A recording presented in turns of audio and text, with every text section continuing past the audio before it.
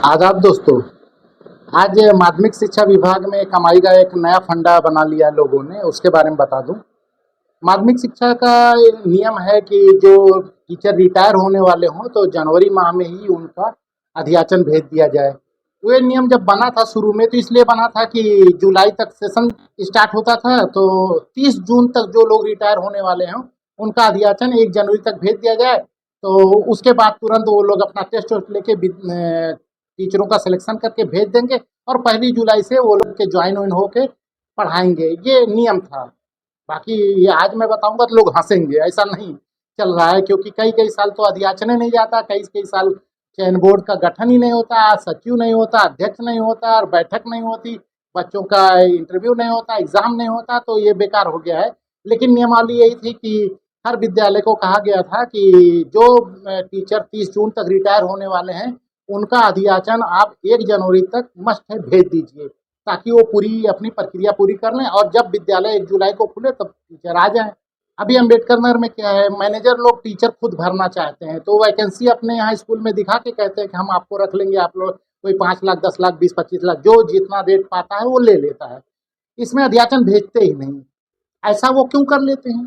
क्योंकि नियम के खिलाफ है। जिस विद्यालय का अध्याचन नहीं आया, जिला विद्यालय निरीक्षक को उसके खिलाफ कार्रवाई करने का अधिकार है और उसका दायित्व है, उसको करना चाहिए।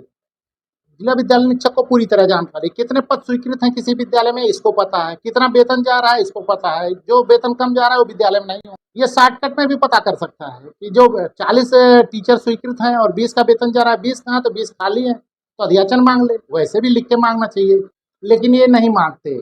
हम मांगते हैं, लेटर लिखते हैं, बाकायदा सख्त लेटर लिखते हैं, तुम्हारे विद्यालय का वेतन रोक दिया जाएगा, तुम्हारी कमेटी भंग कर देंगे, तुमको बस जिंदा मुर्दा कर दफन कर, सब लिखते हैं। इतना सख्त लेटर लिखते हैं ना ताकि वो मैनेजर आके शरणागत हो जाए और कहे कि सर वो अध्याचन वाला किसी तरह निपटा लीजिए और कुछ कहिए तो सेवा पानी कर दे, तुलसी पत्ती दे दे।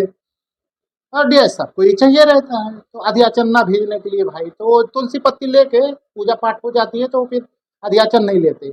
अभी नया प्रकरण आया एसएन इंटर कॉलेज इंदईपुर का, जितने स्वीकृत है उससे आधे तो रिक्त होंगे ही, लेकिन अध्याचन नहीं है।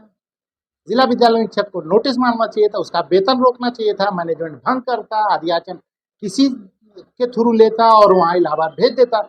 लेकिन नहीं, जिला विद्यालय निरीक्षक ने कुछ नहीं किया, ना नोटिस मारी, ना आज तक वेतन रोका, ना कमेटी भंग की और एसएन इंटर कॉलेज ने अध्याचन भी नहीं भेजा।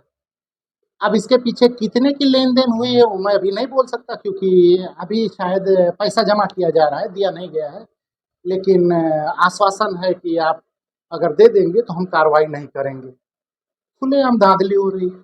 जब नियम नियमावली है कि अध्याचन भेजना है, जो ना भेजे उसके खिलाफ कार्रवाई करो, तो 5-5 10 10 साल से अध्याचन नहीं गया है, तो जितने दिया है उनके खिलाफ कार्रवाई करोगे, अध्याचन कैसे नहीं गए? तुलसी पत्ती ले लिए हो गया।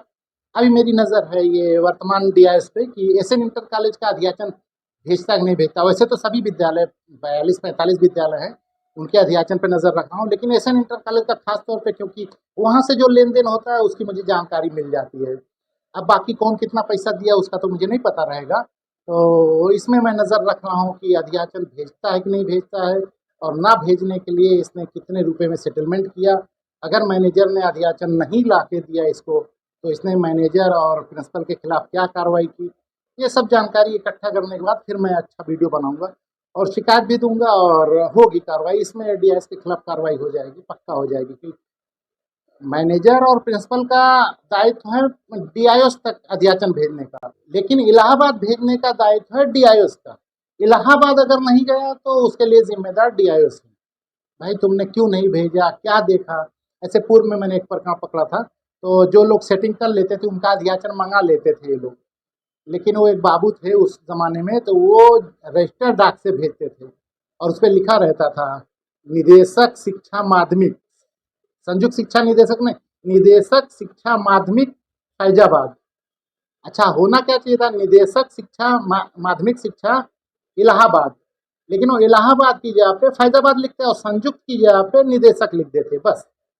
अब वो कोई उतना पढ़ता नहीं, रसीद चपका देते। कभी भी ऑडिट होता, हमने भेजा था, हमने रजिस्टर डाक लगी, ऑडिटर रसीद नहीं पढ़ता था कि यार ये फैजाबाद लिखा है इलाहाबाद नहीं, तुमको फैजाबाद थोड़ी ना भेजना था, या फैजाबाद भेजे तो मिला क्यों नहीं? मान लो जेडी के थ्रू भेजे तो जेडी ने दिया क्यों नहीं, लेकिन वो फैजाबाद भेजते भी नहीं थे, वो रसीद सिर्फ चपकाने के लिए लेते थे। फैजाबाद कोई भी कागज भेजते, रिसीविंग बाबू को सेट किए रहते कि भैया तू का सादा कागज है, फाड़ के फेंक दियो, चढ़ा उड़ा ना, हम नहीं चढ़ाए, हम खाली रसीद के लिए लिए।